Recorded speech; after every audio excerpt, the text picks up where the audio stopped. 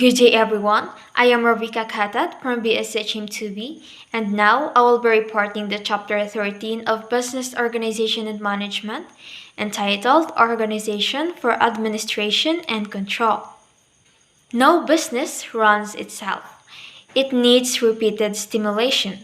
It is not easy to build a business. It takes time, intelligence, and hard work. A business will run smoothly only if proper attention is given to it. The function of administration and control is to keep the business going smoothly, to apply the necessary stimulus and direction, and to look ahead for possible opportunities as well as danger signals. The act of administration refers to the establishing and maintenance of major policies, while management refers to the carrying out and implementation of those policies. Management problems. The problems of management includes problems of policy, which involve the setting of major objectives and formulating plans of action for their attainment. Problems of organization, which involve the classification of activities into administrative groups, fixing responsibility for the performance of each group and providing for the performance of each group, and proper coordination of all groups in order to cooperate effectively in the attainment of the objectives. Problems of personnel, which involve the procurement, development, and use of individuals to perform the responsibilities established by the organization plans. Problems of facilities, which involve the procurement, maintenance, and use of the physical factors needed in the performance of the operations necessary in the attainment of the objectives.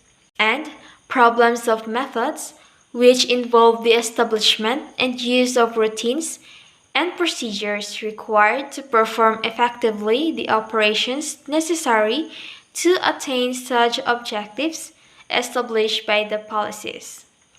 Meaning of control. Control may be understood if it is broken up into several aspects of knowledge.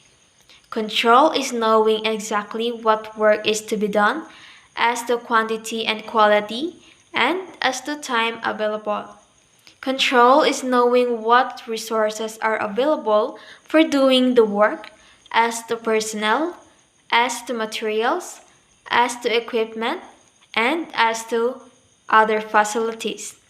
Control is knowing that the work has been done or is being done with the resources available, within the time available, at a reasonable cost as compared with standard cost, and in accordance with the required standard of quality. Control is knowing immediately of any delays or variations as to the happening, as to the cause, and as to the remedy. Control is knowing what is being done to remove such hindrances, as to who is doing it, as to how he is doing it, and as to when it will be done. Control is knowing when it is done, as to the time finished, as to the quality of the finished job, and as to who did it. And control is knowing that recurrences are guarded against in what way, by whom, at what cost, and with what system of inspection. Elements of control. Control, in order to be effective, must be afforded with necessary elements such as authority and knowledge, guidance and direction, constraints and restraint. To exercise control, the manager must be able to know what the situation is and what it should be. He should know what to do to bring the situation into line. Equally important is to have authority to undertake necessary and appropriate action. In the execution of control, the manager, therefore, must have his lines of communication established, open, and functioning. Administrative controls. A basic task of management has to do with controls. together with planning, organizing, coordinating, and directing. Control is one of the functions of management. When management introduces rules and regulations, standard operating procedures, and standing orders, and when it sees to it that these are followed in order to attain the company's objectives, it is the establishing and enforcing controls. Production control is a form of administrative control, so is inspection. However, the most common form of administrative control is budgeting. The budget. The budget is a collection of estimates of income and expenditures for a future period based upon past experience, present conditions, and anticipated future trends. It is a tool of management whereby it hopes to achieve the highest reasonable expectations of operating efficiency. The business budget, being a tool of management, is only as useful as the care with which it is prepared and the manner it is followed. It makes management regularly study financial conditions, the markets for the company's productions, and properties of the general market. It points out disruptive or unusual elements that must be given careful attention. It brings about a coordinated use of systems of accounting, books, records, and the finding of research. In the preparation of a budget, the president or general manager usually calls a conference of all top executives or department heads. The general plans for the coming budget period are taken up. The conference discusses changes in company policy, after which important changes in department policy are made known to the rest.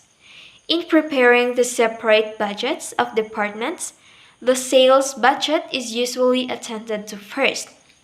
This is because the largest part of the income of any company comes from sales, and the forecast of sales from the coming budget period will form the basis of the other departmental budgets.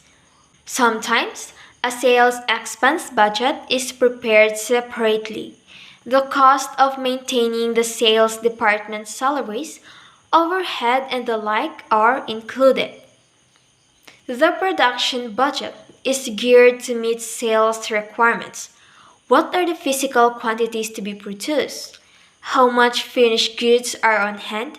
And how many should be on hand at the end of the period? What are the physical requirements of the plant? How much production can the company finances permit? All these questions have to be answered.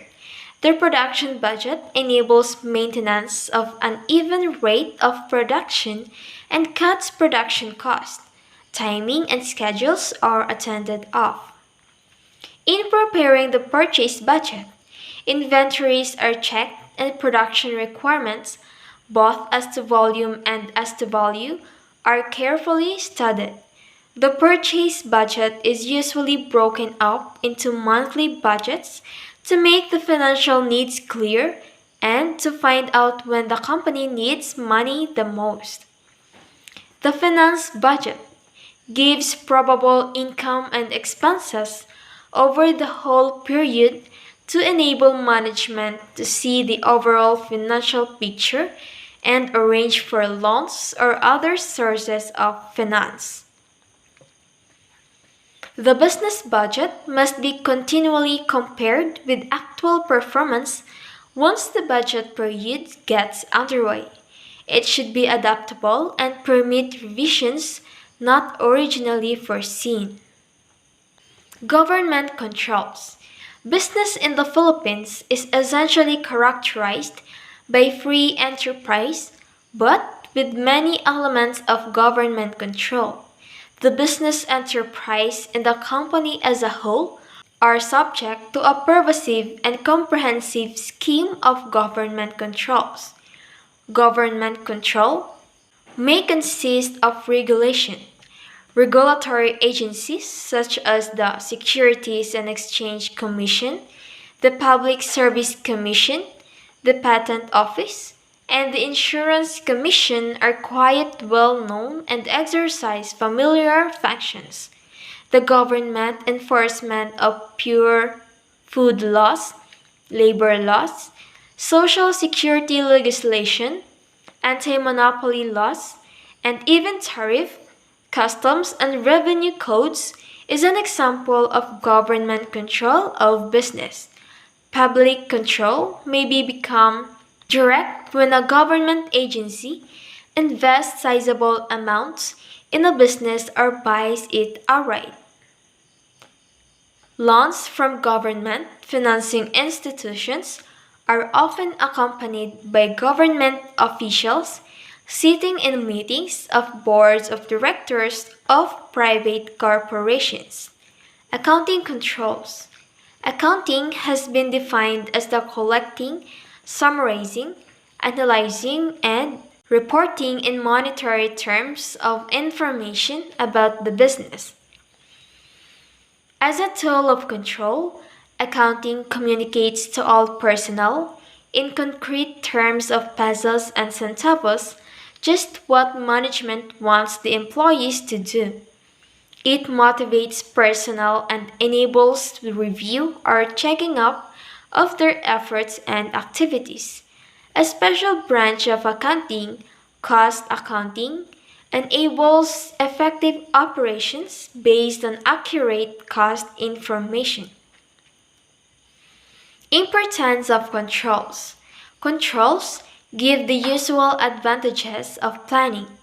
Waste, inefficiencies, and dishonesties become known and may be easier avoided.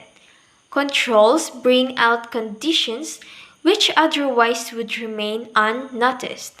More important, future problems are provided for, since controls are intended to keep an enterprise focused on its objectives.